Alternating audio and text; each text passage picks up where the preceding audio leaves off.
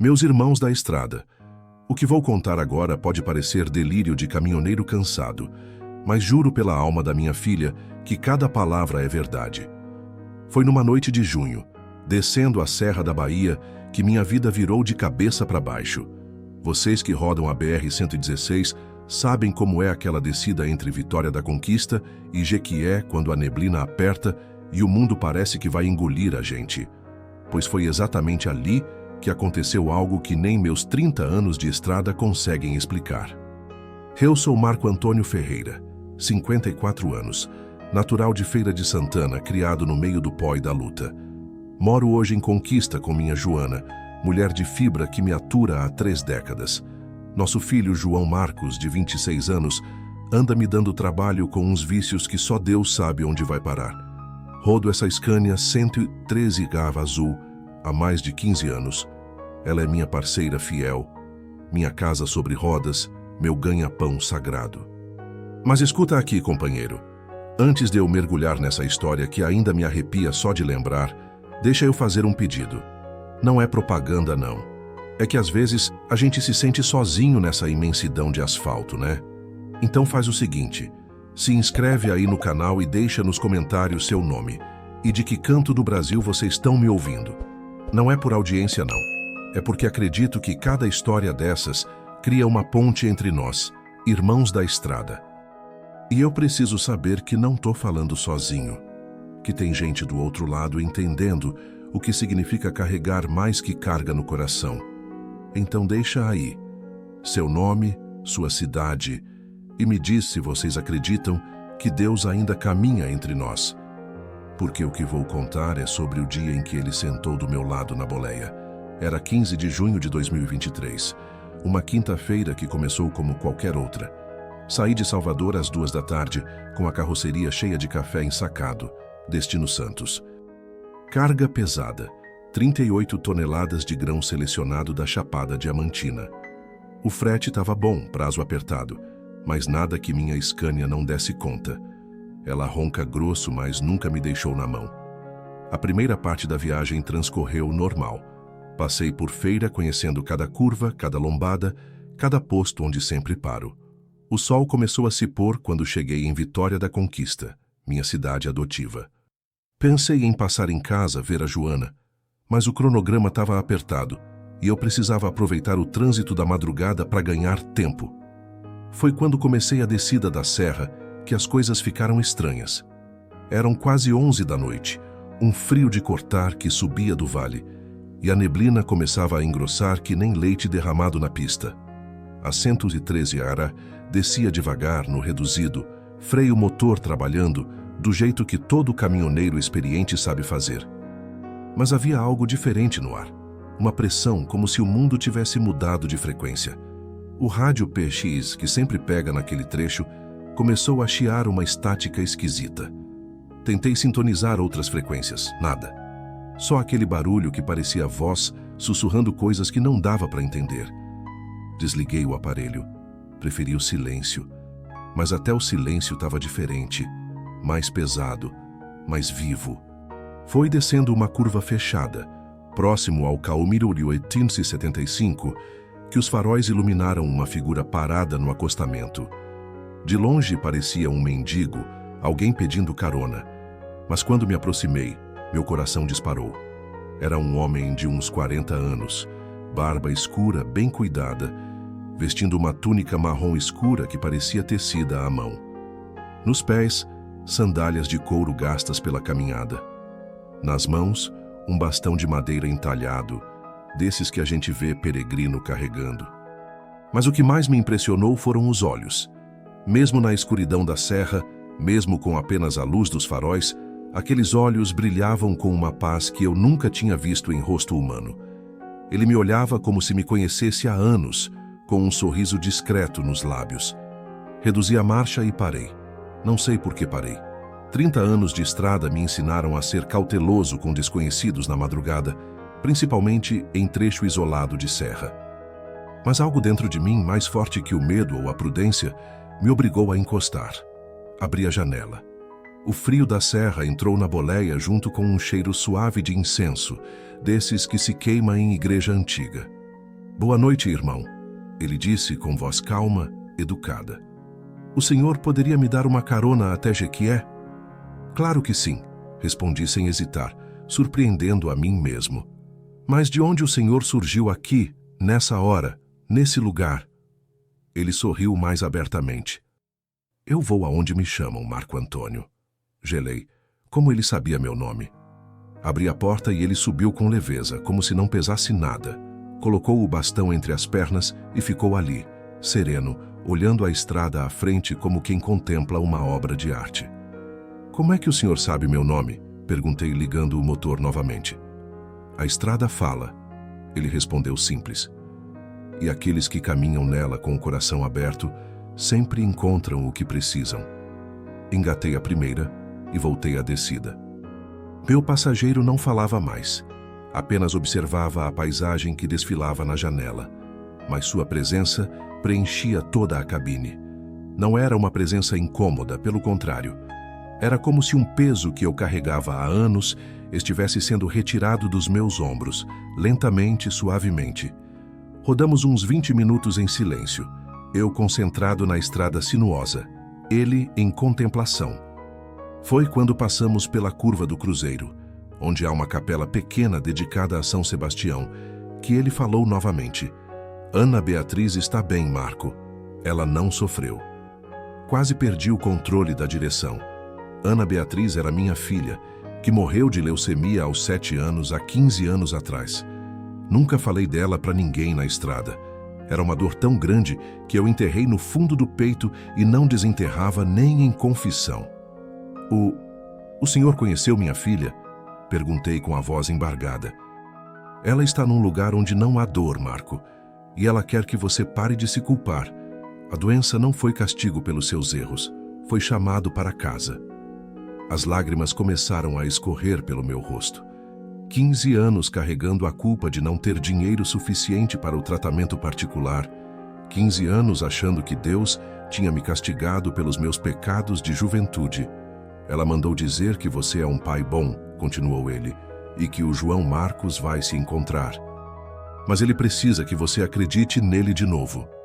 Parei o caminhão numa área de escape, tremendo. Como aquele homem podia saber daquelas coisas?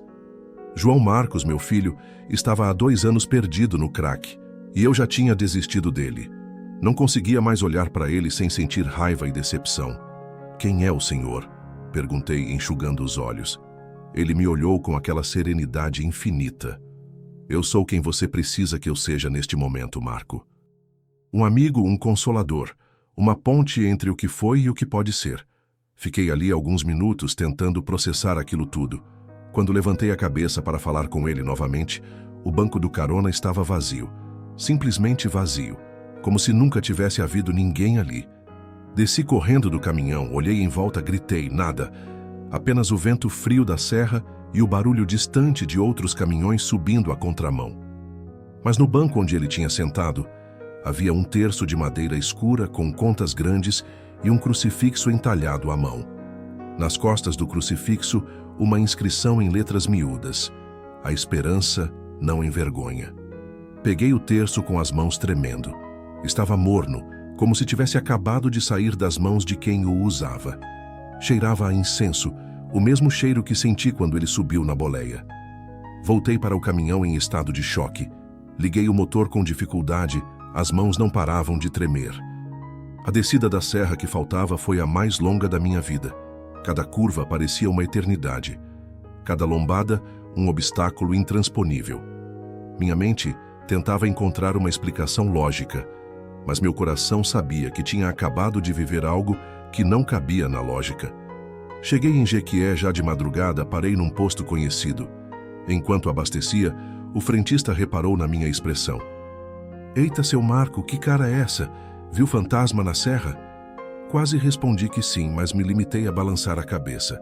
Entrei na lanchonete, pedi um café bem forte e fiquei olhando o terço de madeira sobre a mesa. As contas eram perfeitas, entalhadas uma por uma com paciência de artesão. O crucifixo tinha detalhes que só alguém com muito talento conseguiria fazer. Peguei o celular e liguei para Joana. Ela atendeu no segundo toque, já preocupada com a hora. Marco, meu amor, que foi? Aconteceu alguma coisa? Joana, falei com a voz ainda trêmula. Você acredita em milagre? Claro que acredito. Por quê? Contei tudo para ela, sem omitir nenhum detalhe. Ela me escutou em silêncio, apenas fazendo alguns comentários baixinhos. Quando terminei, ela suspirou. Marco, faz 15 anos que você carrega essa culpa da Ana Beatriz e faz 2 anos que você desistiu do João Marcos. Talvez Deus tenha mandado alguém para te lembrar que a gente não pode desistir nunca. Mas, Joana, o homem sumiu do nada. Não sumiu, amor. Ele cumpriu a missão dele. Desliguei o telefone com o coração mais leve. Olhei novamente para o terço e, pela primeira vez em muito tempo, senti vontade de rezar. Não aquelas orações mecânicas de sempre, mas uma conversa verdadeira de coração aberto. Peguei a estrada de novo, mas agora era outro homem ao volante. A Scania parecia rodar mais suave. O café na carroceria parecia pesar menos, e eu sentia uma paz que não experimentava há anos. Durante o resto da viagem até Santos, não consegui tirar da cabeça as palavras daquele homem. João Marcos vai se encontrar, mas ele precisa que você acredite nele de novo. Decidi que assim que voltasse para casa, ia procurar meu filho. Ia tentar de novo, quantas vezes fosse preciso. Entreguei a carga em Santos, sem problemas. Na volta, parei em cada igreja que encontrei pelo caminho e agradeci. Não sabia exatamente por quê, mas sentia que tinha recebido um presente muito grande naquela noite. Chegando em casa, abracei Joana mais forte do que costume. Ela reparou no terço que eu agora carregava no bolso. É dele? Perguntou. É, respondi. Acho que é minha lembrança de que a gente nunca está sozinho na estrada. Aquela noite dormi melhor do que dormia há meses. Sonhei com Ana Beatriz, mas não foi um sonho triste. Ela estava brincando num jardim cheio de luz, rindo daquele jeito gostoso que eu lembrava. E quando acordei, tinha certeza de que ela estava bem, de que estava em paz. Mas a história não tinha acabado. Na verdade, tinha apenas começado. Porque no dia seguinte, quando fui limpar a boleia da Scania, encontrei debaixo do banco do carona algo que mudaria tudo mais uma vez. Um caderno velho, de capa de couro, com páginas amareladas. Na primeira página, escrito com letra firme, Relatos de um peregrino, Frei Damasceno.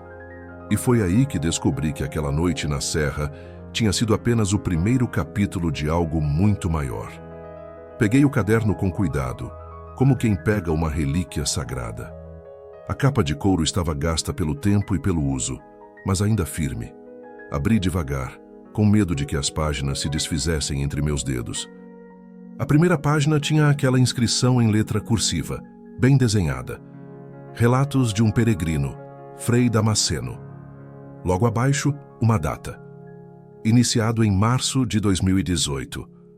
Folheei algumas páginas e vi que estava cheio de anotações, reflexões, pequenos desenhos de cruzes e caminhos. Mas o que mais me chamou a atenção foi uma frase sublinhada várias vezes na terceira página. O Senhor caminha disfarçado entre nós, testando nossos corações na estrada da vida. Sentei na cama, ainda com a roupa da viagem, e comecei a ler desde o início. As primeiras páginas contavam a história de um frade franciscano que havia deixado o convento para se tornar um andarilho, um peregrino que percorria as estradas do interior, ajudando os necessitados. Dizia que havia recebido um chamado em sonho, uma voz que lhe ordenava: saia dos muros e vá encontrar meu povo onde ele está sofrendo. Frei Damasceno relatava suas caminhadas pelas BRs do Nordeste, sempre de sandálias, sempre com seu bastão entalhado, sempre confiando na providência divina para abrigo e comida. Ele escrevia sobre os caminhoneiros que lhe davam carona, sobre as famílias pobres que o acolhiam, sobre os milagres pequenos que presenciava todos os dias. Mas, conforme ia lendo, uma inquietação crescia dentro de mim. As descrições que ele fazia de si mesmo coincidiam exatamente com o homem que esteve na minha boleia. A túnica marrom escura, as sandálias gastas, o bastão de madeira entalhado, até o jeito sereno de falar estava ali descrito na sua própria letra. Continuei lendo, cada vez mais absorto. Numa das páginas, datada de setembro de 2022, Frei Damasceno contava sobre uma experiência perturbadora que tivera numa pequena cidade chamada Poções, aqui na Bahia. Ele havia sido convidado para visitar uma comunidade rural que se autodenominava Vila da Luz Eterna, comandada por um homem que se apresentava como Padre Augusto. Algo me incomodou profundamente naquele lugar, escrevia o frade. O tal Padre Augusto pregava com palavras bonitas, mas seus olhos guardavam uma frieza que me arrepiou. Vi famílias inteiras entregando seus poucos bens para a obra de Deus. Vi crianças magras enquanto os administradores da vila viviam no luxo. Quando questionei sobre algumas práticas, fui expulso à força e ameaçado. Meu coração disparou. Continuei lendo com mais atenção. Descobri depois que esse homem não é padre coisa nenhuma. Chama-se Antônio Silveira e já enganou comunidades em Minas Gerais e Goiás usando diferentes identidades religiosas. Ele rouba o nome de padres e freis verdadeiros para ganhar credibilidade. O pior de tudo, soube que ele está usando meu nome, se passando por Frei Damasceno em algumas pregações. Estão maculando não apenas minha identidade, mas a própria fé dessas pessoas simples. A página seguinte estava manchada, como se lágrimas tivessem caído sobre a tinta. Senhor, dai-me forças para enfrentar este servo das trevas que se veste de luz. Sei que corro perigo, mas não posso deixar que continue enganando vossos filhos mais vulneráveis. Se algo me acontecer, que alguém encontre estes relatos e continue a obra de revelar a verdade. Fechei o caderno com as mãos tremendo. Aquilo não podia ser coincidência. O homem que esteve comigo na boleia era ou o próprio Frei Damasceno, ou alguém que conhecia intimamente sua história. Mas como ele podia saber sobre Ana Beatriz? Como sabia sobre João Marcos? Fui até a cozinha, peguei um copo d'água e tentei organizar os pensamentos. Joana dormia no quarto, e eu não queria acordá-la com aquela confusão na minha cabeça. Voltei para a sala e continuei a leitura. As páginas seguintes relatavam as tentativas de Frei Damasceno de denunciar o falso padre às autoridades competentes. Mas, aparentemente, Antônio Silveira tinha proteção política e policial na região.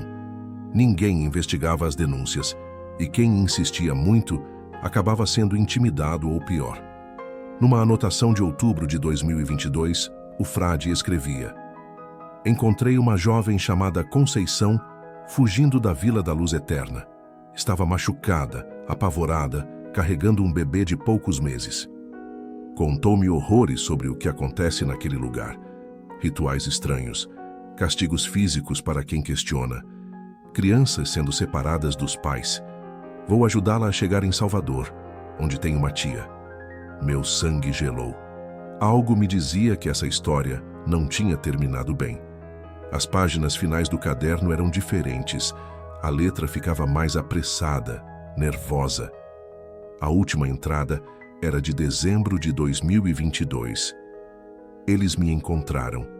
Estão vindo atrás de mim. Se alguém ler isto, procurem por Conceição Santos, última vez vista em Salvador. Ela tem provas do que acontece na Vila da Luz Eterna. O falso padre precisa ser parado. Minha vida não importa, mas a verdade sim. E então, nada mais. O resto das páginas estava em branco. Fiquei ali parado, sentindo um arrepio subir pela espinha. Frei Damasceno havia desaparecido há quase um ano. E o homem que esteve na minha boleia conhecia detalhes íntimos da minha vida. Falava com a serenidade de um santo e havia deixado um terço que cheirava a incenso. Às 6 da manhã, quando Joana acordou, me encontrou ainda na sala, com o caderno aberto no colo. Marco, você não dormiu? Contei tudo para ela. Mostrei as anotações, as datas, as coincidências. Ela ficou pensativa por alguns minutos. Marco, você acha que era ele mesmo? O frade? Não sei, Joana. Mas se era, por que apareceu para mim? O que ele quer que eu faça? Ela pegou o caderno e folheou algumas páginas. Talvez ele queira que você termine o que ele começou, que você ajude essa moça, a Conceição. Mas como? Eu sou apenas um caminhoneiro. Não entendo nada de investigação, de denúncia. Você entende de estrada, Marco, e às vezes É isso que Deus precisa, alguém que conhece os caminhos. Passei o dia inquieto, sem conseguir tirar aquilo da cabeça. Tentei trabalhar na manutenção da Scania, mas meus pensamentos voavam para o caderno, para as palavras do frade, para o mistério daquela moça chamada Conceição. À tarde, tomei uma decisão. Peguei o telefone e liguei para alguns contatos que tinha em Salvador. Caminhoneiros conhecem gente em todo lugar e eu precisava encontrar alguém que me ajudasse a localizar essa Conceição Santos. Depois de várias ligações, consegui o contato de um cara chamado Seu Benedito, investigador aposentado que vivia em Itabuna e tinha fama de ajudar gente em situação difícil.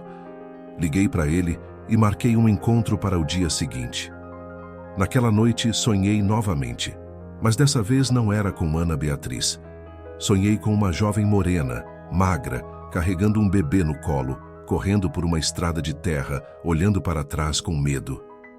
E atrás dela, como uma sombra escura, um homem de batina preta a perseguindo. Acordei suado com o coração disparado.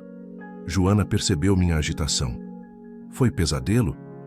Foi um chamado, respondi, me levantando. Preciso sair hoje mesmo. Peguei o caderno, o terço de madeira, alguns documentos e uma muda de roupa. Despedi-me de Joana com um beijo demorado. Cuidado, meu amor, e se for a vontade de Deus, traga essa moça para casa.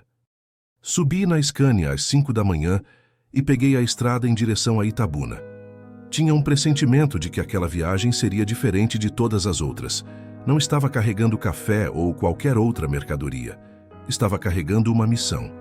O encontro com Seu Benedito estava marcado para as 2 da tarde, num bar simples no centro de Itabuna. Cheguei com 1 hora de antecedência e fiquei observando o movimento. Era um lugar frequentado por trabalhadores, gente simples, longe dos olhares de quem podia estar vigiando. Benedito chegou pontualmente. Era um homem de uns 60 anos, cabelo grisalho, olhar atento de quem passou a vida investigando. Cumprimentou-me com firmeza e sentou-se à minha frente. Então você é o caminhoneiro que está procurando a moça da seita? Como é que o senhor sabe disso? Ele sorriu. Rapaz, essa história da Vila da Luz Eterna não é novidade por aqui. Já recebi várias denúncias, mas nunca consegui nada concreto. Esse tal Padre Augusto tem proteção lá de cima. Mostrei o caderno de Frei Damasceno para ele. Benedito leu algumas páginas com atenção crescente. Interessante, murmurou. Esse frade realmente existiu. Tive notícias dele há uns 2 anos. Homem íntegro, respeitado, mas sumiu de repente. Ninguém soube dizer o que aconteceu. E a moça? Conceição Santos? Benedito fechou o caderno e me olhou nos olhos. Achei ela faz uns 3 meses. Estava morando num barraco na periferia de Salvador, trabalhando como diarista. Sempre com medo, sempre olhando por cima do ombro. Tentei conversar com ela várias vezes, mas ela se recusava a falar sobre a Vila da Luz Eterna. Onde ela está agora? Não sei. Mudou de endereço de repente, deixou o emprego, sumiu. Mas tenho um palpite de onde pode estar. Benedito puxou um mapa rodoviário e apontou uma região entre Jequié e Vitória da Conquista. Tem uma casa de apoio aqui, comandada por uma freira chamada Irmã Socorro, lugar discreto, onde mulheres ameaçadas encontram abrigo temporário. Se eu fosse apostar, diria que a Conceição tá lá. Anotei o endereço e me levantei para ir embora. Benedito segurou meu braço. Marco, cuidado. Esse pessoal da seita não brinca. Se descobrirem que você está mexendo com isso, vão tentar te parar. Já tentaram me parar a vida inteira, seu Benedito. Agora tenho certeza de que tem alguém maior cuidando de mim. Voltei para a Scania e peguei a estrada em direção ao endereço que Benedito me dera. Era uma casa simples, escondida no meio de uma plantação de eucalipto, a uns 15 quilômetros da rodovia principal. Quando cheguei, uma freira baixinha de uns 50 anos me recebeu no portão. O senhor é o Marco? Perguntou antes mesmo que eu me apresentasse. Fiquei surpreso. Sou sim. Como a senhora sabe? A Conceição disse que um caminhoneiro ia aparecer aqui. Disse que sonhou com uma Scania azul e um homem carregando um terço de madeira. Mostrei o terço que estava no meu bolso. A freira sorriu. Ela tá te esperando. Entre. Conceição era uma jovem de uns 25 anos, morena, magra, com um bebê no colo que devia ter uns 8 meses. Quando me viu, seus olhos se encheram de lágrimas. "O senhor é o homem do sonho", disse com voz trêmula. "Eu vi o senhor dirigindo na serra com um homem de túnica escura do lado. Meu coração disparou. Como assim, moça? Eu sonho com ele toda noite, o Frei Damasceno. Ele me disse que ia mandar alguém para me ajudar, alguém que entende de estrada, que não tem medo de enfrentar o mal." Sentei-me ao lado dela, ainda processando aquela informação impossível. "Conceição, preciso que você me conte tudo sobre a Vila da Luz Eterna, tudo sobre o falso padre." Ela respirou fundo, apertou o bebê contra o peito e começou a falar. Durante quase 2 horas ouvi relatos que gelaram meu sangue. Rituais estranhos, dinheiro desviado, famílias destruídas, crianças maltratadas e, principalmente, a história de como Antônio Silveira havia assassinado Frei Damasceno, quando o verdadeiro franciscano ameaçou expor suas mentiras. Eu vi seu Marco. Vi ele matando o Frei com as próprias mãos. E depois mandou queimar o corpo numa fogueira, dizendo que era um ritual de purificação. Quando ela terminou de falar, eu tinha certeza absoluta de 2 coisas. Primeiro, que aquele homem precisava ser parado a qualquer custo. Segundo, que o espírito de Frei Damasceno não ia descansar até que a justiça fosse feita. "O que o senhor vai fazer?", perguntou Conceição. Olhei para o terço de madeira na minha mão, pensei no caderno que estava na escânia, pensei no homem misterioso que conhecia os segredos do meu coração. "Vou dar voz à sua história, Conceição, e vou fazer com que a estrada inteira saiba quem é o verdadeiro Antônio Silveira." Aquela noite dormi pouco. Sabia que estava entrando numa guerra espiritual e que as forças que me chamaram para aquela missão eram maiores que minha compreensão. Mas pela primeira vez em muito tempo, sentia que minha vida tinha um propósito claro. A batalha apenas começara. Na manhã seguinte, acordei com uma certeza que me queimava o peito. Não podia simplesmente levar aquela história para a polícia comum. Antônio Silveira tinha proteção, tinha dinheiro, tinha influência. Precisava de uma estratégia diferente, algo que tocasse o coração das pessoas antes que ele pudesse silenciar a verdade mais uma vez. Despedi-me de Conceição com a promessa de que voltaria em breve para buscá-la. Ela me entregou uma sacola com algumas fotos e documentos que havia conseguido esconder antes de fugir da Vila da Luz Eterna. "Isso aqui é prova do que ele faz com o dinheiro das doações", disse, mostrando-me fotos de carros de luxo e uma mansão em Salvador. "E isso aqui?" Ela hesitou antes de me entregar uma gravação em um celular velho. "É a voz dele confessando que matou o Frei. Eu gravei escondida." Peguei o celular com as mãos tremendo. Era uma bomba nas mãos, mas também minha arma para fazer justiça. De volta à estrada, liguei para seu Benedito e marquei outro encontro, dessa vez em Jequié. Precisava da experiência dele para saber como usar aquelas provas da maneira mais eficiente. O encontro foi numa padaria pequena, longe dos olhos curiosos. Benedito ouviu a gravação com atenção, examinou as fotos e os documentos. Quando terminou, assentiu com a cabeça. "Isso aqui é suficiente para derrubar ele, Marco, mas precisa ser divulgado da forma certa. Se a gente simplesmente entregar para a polícia local, vai sumir no arquivo antes do meio-dia." "Então, o que o senhor sugere?" Benedito puxou um cartão do bolso. "Conheço um pessoal da Rádio Voz da Chapada aqui em Jequié. É uma rádio comunitária, mas tem alcance em toda a região. O diretor Ronaldo Santos é gente íntegra. Se a gente levar isso para ele, ele vai dar voz à história." "E depois? Depois a coisa ganha vida própria. Rádio comunitária é que nem fogo em capim seco, se espalha rápido. Os caminhoneiros vão comentar, as famílias vão saber, e aí vai ficar impossível abafar." Naquela tarde mesmo, fomos até a rádio. Era um prédio simples, com equipamentos modestos, mas Ronaldo Santos nos recebeu como se fôssemos os repórteres mais importantes do mundo. Quando ouviu nossa história e as provas que tínhamos, seus olhos brilharam. "Rapaz, isso aqui é o que a gente chama de jornalismo de verdade", disse ele, examinando os documentos. "Vou preparar um programa especial para amanhã à noite. Vamos colocar no ar o depoimento da Conceição, as fotos, tudo. Não vai ser perigoso para o senhor? Perguntei. Marco, eu já enfrentei coronel, político corrupto, grileiro de terra. Um falso padre não vai me intimidar. Saí da rádio com uma sensação estranha, mistura de alívio e apreensão. Sabia que a partir do momento que aquela história fosse ao ar, não haveria mais volta.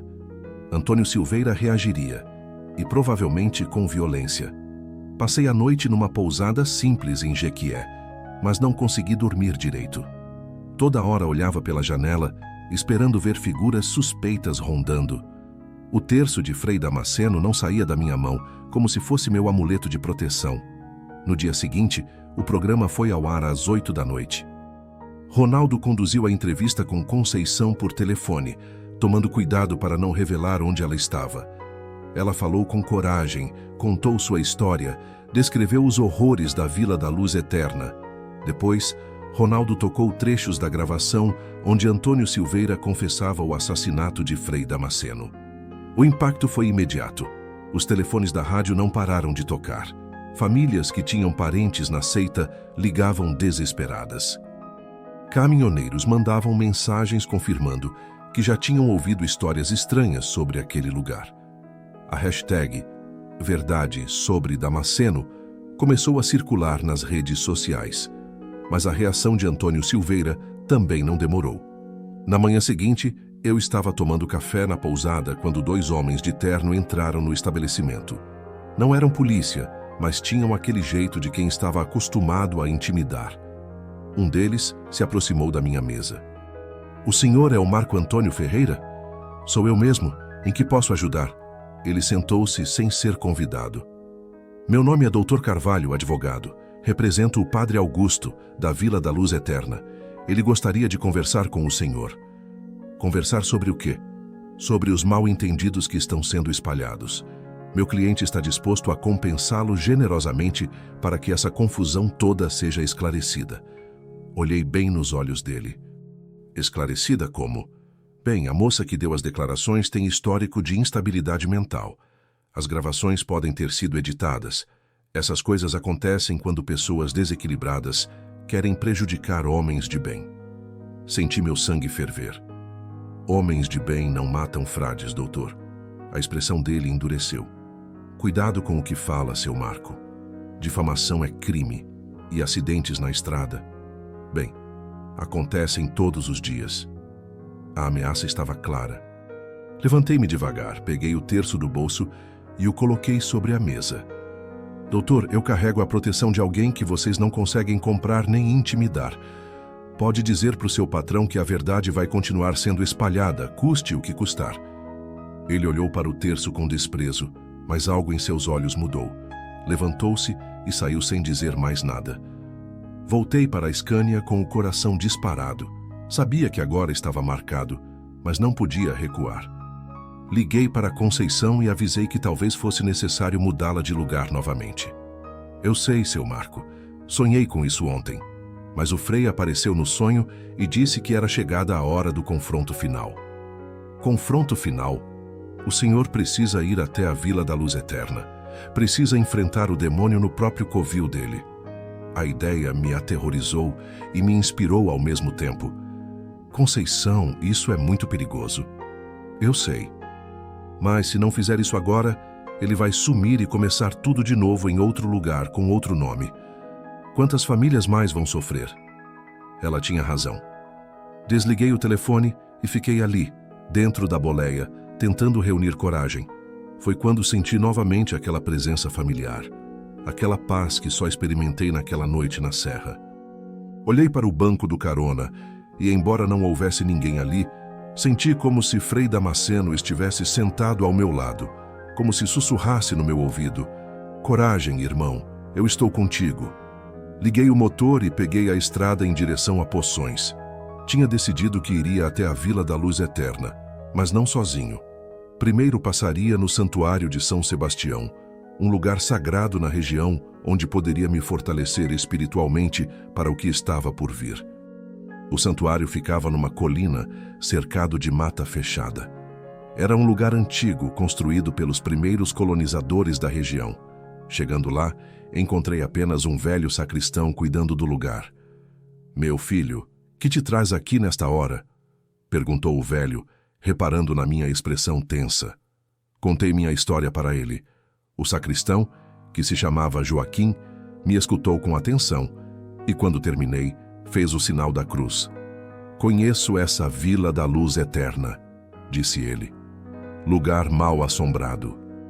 Já vieram aqui algumas famílias que conseguiram fugir de lá, todas com histórias horríveis. O senhor acha que estou fazendo a coisa certa? Joaquim me olhou nos olhos.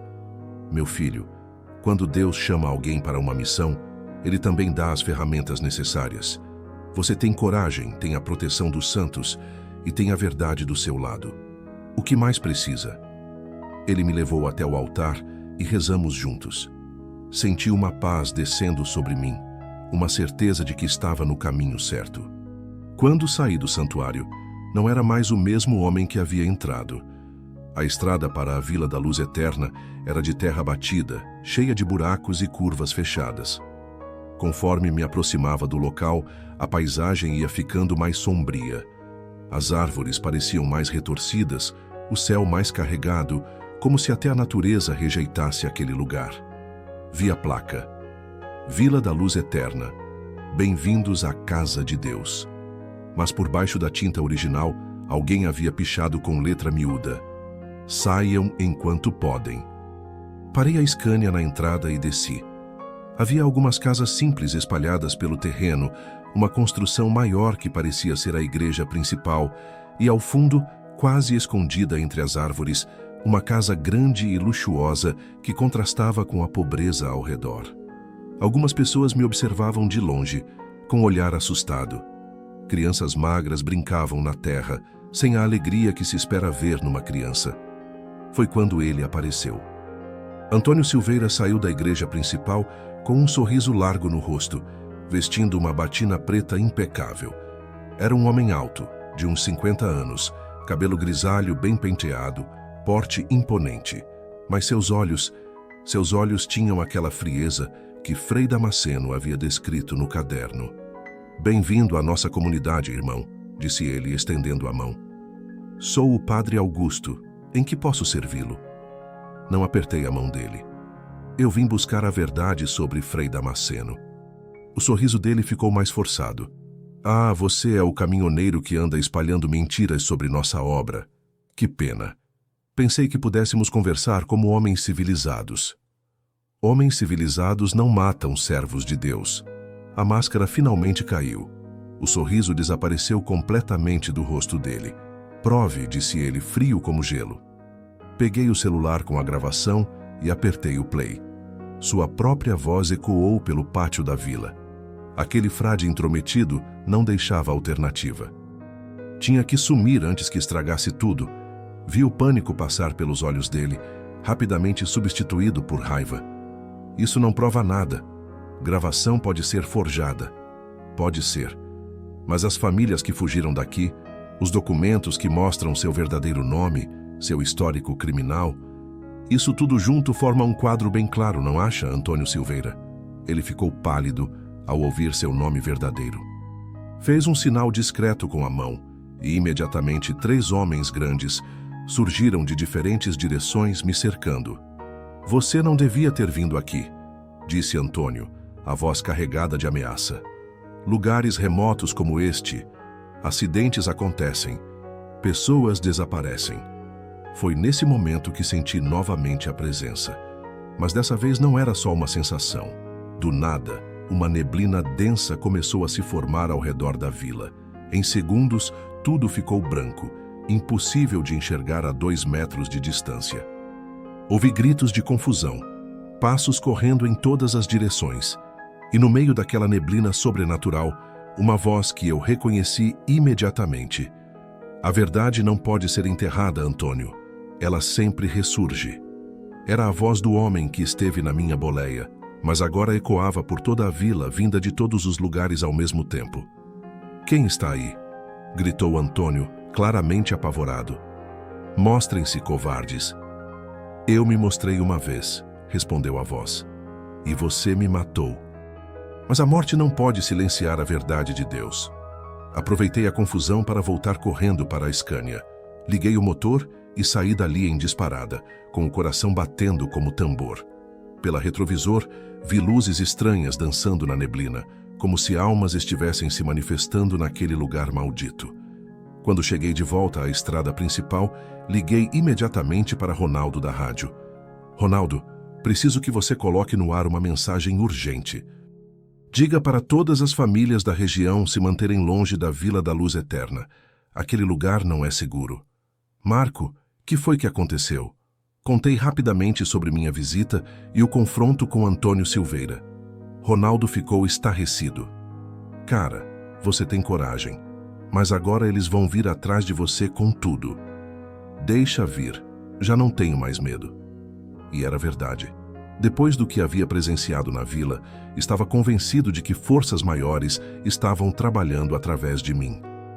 Antônio Silveira podia ter capangas, dinheiro e influência política, mas eu tinha algo muito mais poderoso: a verdade e a proteção divina. Naquela noite, a Rádio Voz da Chapada transmitiu meu relato completo sobre a visita à vila. O programa foi retransmitido por outras rádios da região e logo toda a Bahia estava comentando a história. No dia seguinte, pela manhã, recebi uma ligação que mudaria tudo. Alô, é o Marco? Aqui é o delegado federal Roberto Lima, da Polícia Federal. Estou ligando sobre as denúncias contra a Vila da Luz Eterna. Meu coração acelerou. Pois não, doutor. Suas gravações e depoimentos chegaram até nós através de canais oficiais. Estamos organizando uma operação para investigar aquele lugar. Poderia nos encontrar hoje à tarde em Vitória da Conquista? Era a oportunidade que esperávamos. A Polícia Federal tinha estrutura e autoridade para enfrentar Antônio Silveira, mesmo com toda a sua proteção local. O encontro foi num hotel discreto no centro da cidade. O delegado Roberto era um homem sério, de uns 40 anos, que me tratou com respeito e atenção. Senhor Marco, suas provas são sólidas. Já estávamos investigando esse grupo há alguns meses, mas não tínhamos testemunhas dispostas a falar. A coragem do senhor e da moça Conceição foi fundamental. Quando vai ser a operação? Amanhã, ao amanhecer. Queremos pegar eles de surpresa, antes que destruam provas ou fujam. Saí do hotel com uma sensação de missão cumprida, mas sabia que ainda não tinha terminado. Ainda precisava cuidar para que Conceição e seu bebê estivessem seguros quando tudo aquilo explodisse. Aquela noite dormi na Scania mesmo, estacionado num posto da BR-116. Sonhei mais uma vez com Frei Damasceno. Ele estava de pé numa colina, vestindo sua túnica marrom, segurando o bastão entalhado. Sorria para mim com aquela serenidade que jamais esqueceria. Obrigado, Marco, disse ele no sonho. A verdade está sendo libertada. Agora posso descansar em paz. Acordei com lágrimas nos olhos, mas com o coração em paz. Sabia que estava fazendo a coisa certa, que estava cumprindo o propósito para o qual havia sido chamado naquela noite na serra. A operação da Polícia Federal aconteceu exatamente como planejado. Às 5 da manhã, carros oficiais cercaram a Vila da Luz Eterna. Antônio Silveira foi preso em flagrante, tentando queimar documentos que comprovavam desvio de doações e outros crimes. Quando a notícia chegou até mim, pelo rádio da Scania, senti uma paz imensa descendo sobre meu peito. A justiça havia sido feita. Frei Damasceno podia finalmente descansar, mas ainda tinha uma última missão a cumprir. A última missão era a mais importante de todas: reconciliar minha família e encontrar o lugar onde Frei Damasceno merecia descansar em paz. 3 dias depois da operação policial, fui buscar Conceição na casa da irmã Socorro. Ela estava radiante, segurando o bebê que sorria pela primeira vez desde que a conheci. A prisão de Antônio Silveira havia libertado não apenas ela, mas dezenas de outras famílias que viviam sob o terror daquele homem. Seu Marco, como posso agradecer? Disse ela, com os olhos marejados. Não precisa agradecer nada, menina. Foi Deus que nos colocou no caminho um do outro. Levei Conceição e o bebê para Salvador, onde ela seria acolhida numa instituição que ajudava mulheres vítimas de violência religiosa. A diretora, uma psicóloga chamada Doutora Helena, me recebeu com carinho. Conhecemos a história dela através da imprensa, disse ela. Vamos cuidar muito bem dela e do João Gabriel. Era assim que ela havia decidido chamar o bebê, João Gabriel, em homenagem ao Frei Damasceno, cujo nome de batismo era João Gabriel Silva antes de se tornar franciscano. No momento da despedida, Conceição segurou minha mão com força. Seu Marco, eu sei que ainda tem uma coisa que o senhor precisa fazer. O Frei me apareceu em sonho ontem e disse que há um lugar especial na serra onde ele quer descansar. Ela estava certa. Desde a prisão de Antônio Silveira, eu sentia que a missão não estava completa. Havia algo que o espírito de Frei Damasceno ainda precisava que eu fizesse. Na volta para casa, parei no santuário de São Sebastião para conversar com seu Joaquim, o velho sacristão. Ele me recebeu com um sorriso largo. Marco, meu filho, soube da operação. Deus usou você como instrumento da justiça. Seu Joaquim, preciso de uma orientação. Tenho a impressão de que o Frei quer que eu encontre onde ele foi morto, para dar a ele um sepultamento cristão. O velho ficou pensativo por alguns momentos. Há um lugar na serra, atrás do santuário, onde os antigos frades costumavam fazer retiros espirituais. É uma gruta natural, muito bonita, cercada de árvores centenárias. Se eu fosse apostar, diria que é lá. Ele me deu as coordenadas e se ofereceu para me acompanhar. No dia seguinte, bem cedo, subimos a trilha íngreme que levava à gruta. Era um lugar de uma paz impressionante, onde se ouvia apenas o canto dos pássaros e o barulho de uma cachoeirinha que nascia entre as pedras. Chegando à gruta, encontramos o que procurávamos. Havia sinais claros de uma fogueira antiga e, entre as cinzas, alguns fragmentos de ossos e um pequeno crucifixo de metal derretido. Era tudo o que restava de Frei Damasceno. Seu Joaquim fez uma oração emocionante enquanto recolhíamos os restos mortais numa caixa de madeira que ele havia trazido. Enterramos a caixa ali mesmo, na entrada da gruta, e marcamos o local com uma cruz simples feita de galhos. Agora ele pode descansar em paz, disse o sacristão fazendo o sinal da cruz. Naquele momento, senti uma presença familiar pela última vez. Não vi nada, mas ouvi claramente a voz de Frei Damasceno sussurrando no vento. Obrigado, irmão. Agora vá cuidar da sua família. Voltei para casa com o coração mais leve do que sentia há anos. Joana me recebeu com um abraço apertado. Terminou tudo? Perguntou ela. Terminou. Agora é hora de cuidar do que realmente importa. Naquela mesma tarde, tomei coragem para fazer algo que vinha adiando há muito tempo. Liguei para João Marcos. Alô, pai? Atendeu ele, surpreso. Fazia quase 6 meses que não conversávamos direito. Filho, podemos nos encontrar? Preciso falar com você. Tá tudo bem? A mãe tá bem? Tá tudo bem. Só quero conversar com meu filho. Marcamos de nos encontrar numa praça no centro de Vitória da Conquista. Quando chegou, levei um choque. João Marcos estava magro demais, com olheiras fundas, os cabelos desalinhados. Era evidente que o vício estava consumindo ele. Mas quando me viu, seus olhos se iluminaram como quando era menino. Pai, soube da história na rádio. Todo mundo está comentando. O senhor virou herói. Não virei herói nenhum, filho. Só fiz o que era certo. Respirei fundo. E agora, quero fazer o que é certo com você também. Passamos 2 horas conversando na praça. Pela primeira vez em anos, consegui ouvir meu filho sem julgamento, sem raiva. Ele me contou sobre o vício, sobre as dificuldades, sobre como se sentia perdido e envergonhado. Pai, eu quero parar, mas não sei se consigo sozinho. Você não está sozinho, João Marcos. Nunca esteve. O problema é que eu mesmo me perdi pelo caminho e não soube te ajudar quando precisava. Abracei meu filho ali na praça e pela primeira vez em muito tempo senti que éramos realmente pai e filho.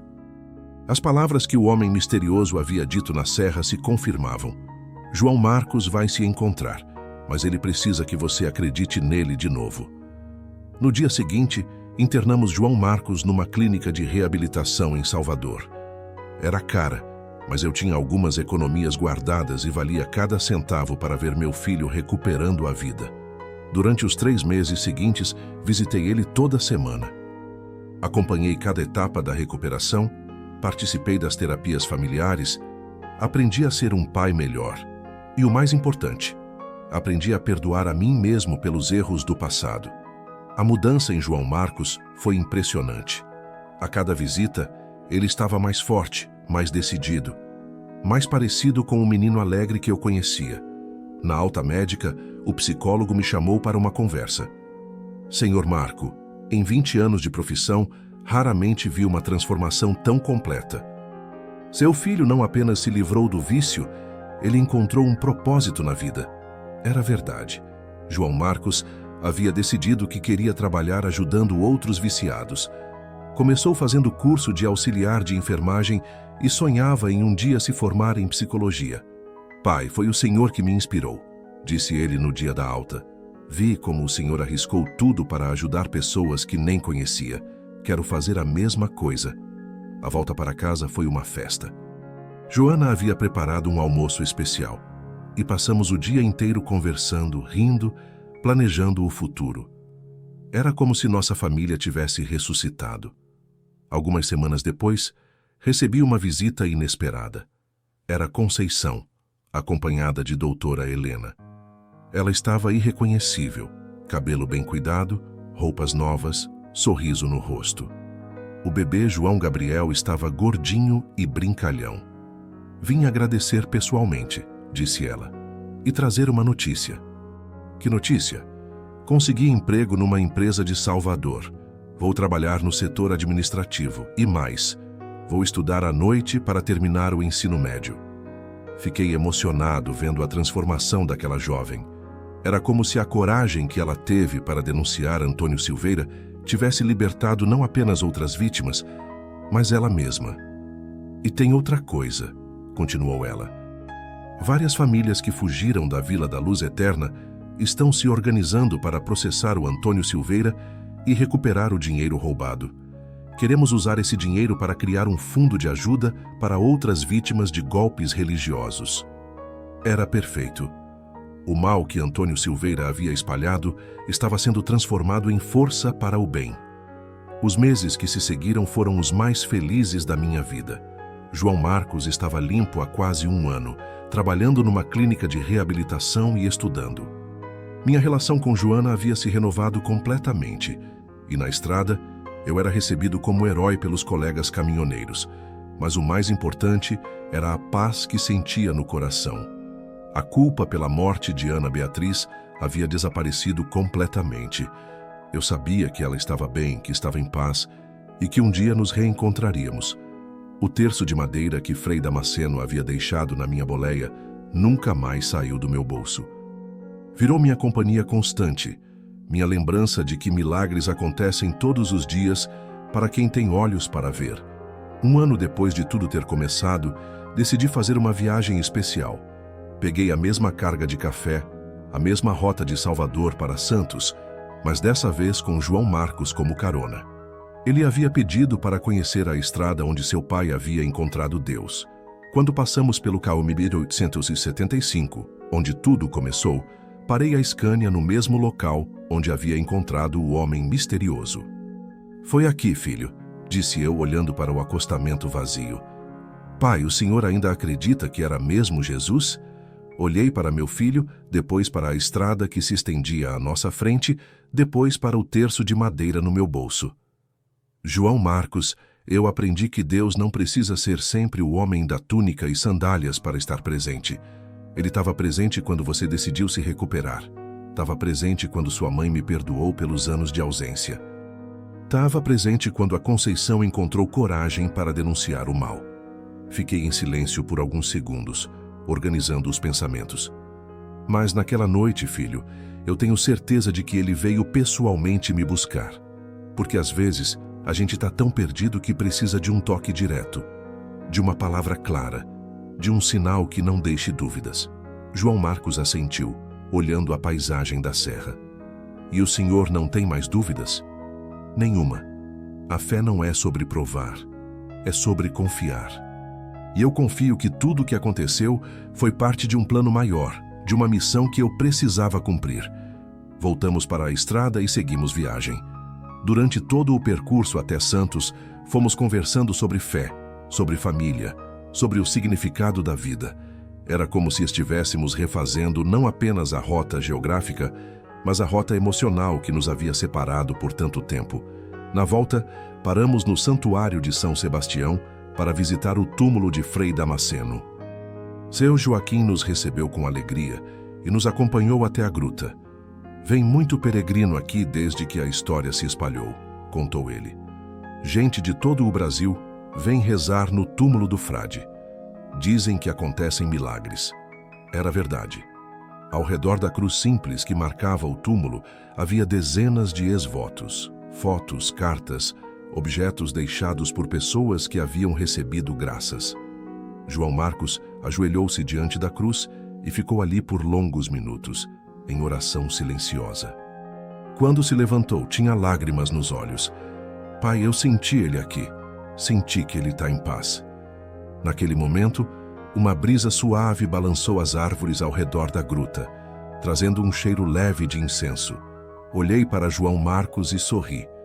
Ele sempre esteve em paz, filho. Quem precisava encontrar a paz éramos nós. Voltamos para casa no final da tarde, com os corações cheios de gratidão. A Scania 113H azul ronronava satisfeita na estrada, como se também soubesse que havíamos completado uma jornada importante. Naquela noite, durante o jantar, Joana fez uma pergunta que me pegou de surpresa. Marco, você pretende continuar rodando por muito tempo? Pensei por alguns segundos antes de responder. Por que pergunta? Porque talvez seja a hora de você ensinar outros caminhoneiros a fazer o que você fez. Ser presença de Deus na estrada. A ideia me interessou imediatamente.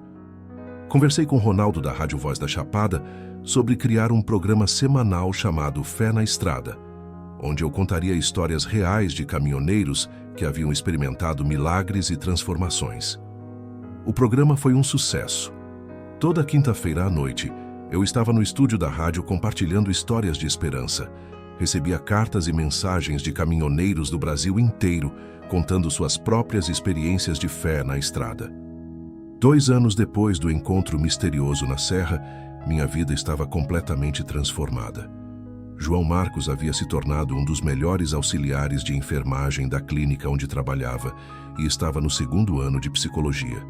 Minha relação com Joana era melhor do que nunca, e eu havia encontrado um propósito que ia muito além de simplesmente transportar cargas. Na última vez que passei pelo Caome 875, parei mais uma vez no mesmo local. Dessa vez, estava sozinho. Desliguei o motor da Scania e fiquei ali em silêncio, lembrando de tudo o que havia acontecido. Obrigado, disse em voz alta, olhando para o banco do carona vazio. Obrigado por não ter desistido de mim. Não houve resposta audível, mas senti aquela paz familiar descendo sobre mim. Peguei o terço de madeira, agora polido pelo uso constante, e rezei uma oração de gratidão. Quando abri os olhos, vi que havia algo no banco do carona.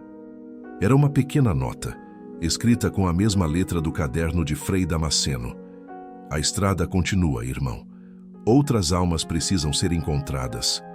Peguei a nota com as mãos tremendo e a guardei junto com o terço. Entendi a mensagem. Minha missão específica havia terminado, mas meu chamado como instrumento de Deus na estrada era para sempre.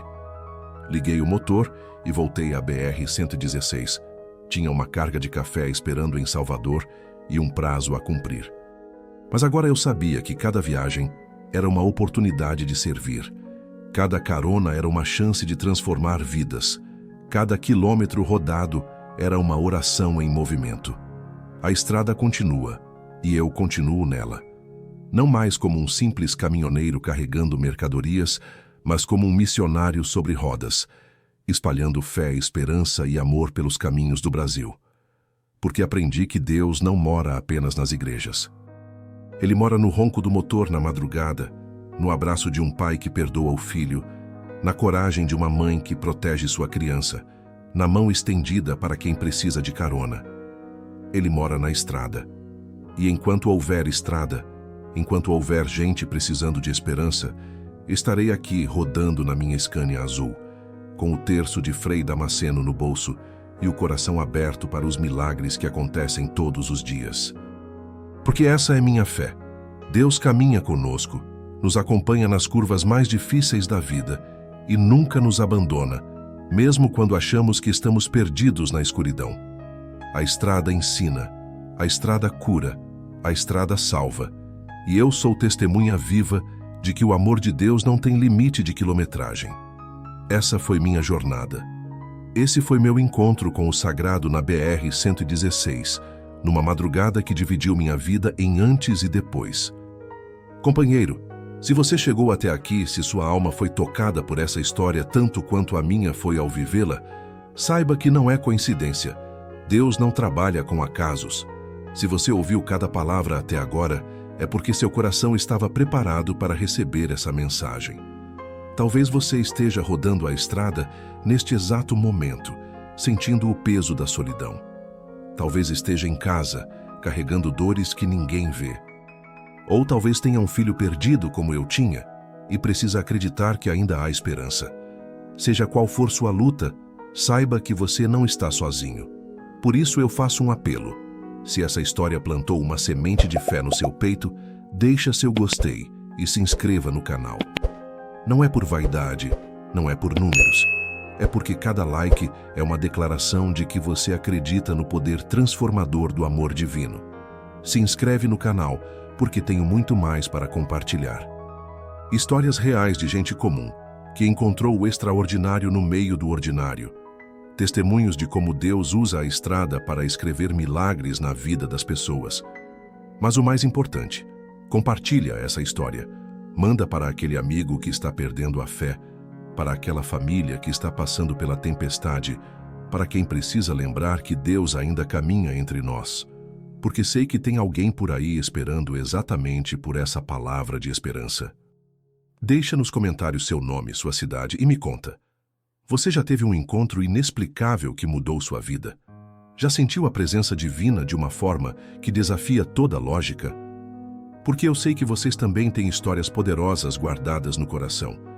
E se você é da estrada, seja caminhoneiro, motorista ou qualquer profissional que vive nos caminhos do Brasil, da próxima vez que vir alguém precisando de carona, de ajuda, de uma palavra amiga, lembra do que aprendi naquela noite. Pode ser que Deus esteja usando você como instrumento de transformação. Cada quilômetro que rodamos é uma oportunidade de servir. Cada pessoa que encontramos pode ser um anjo disfarçado ou alguém precisando de um anjo. Que o Senhor abençoe vocês e suas famílias, que proteja suas jornadas e ilumine seus caminhos, e que vocês sejam portadores de luz por onde passarem, espalhando esperança como o café que levo de um canto ao outro deste Brasil imenso. Se você chegou até o fim desta história, é porque Deus tem algo especial reservado para a sua vida. Acredite nisso com todo o seu coração. Um abraço forte do seu irmão de estrada, Marco Antônio, e que nossa próxima parada seja numa história ainda mais incrível de como Deus age na vida de quem o busca com sinceridade. Fé na estrada, fé na vida. Até a próxima, companheiros.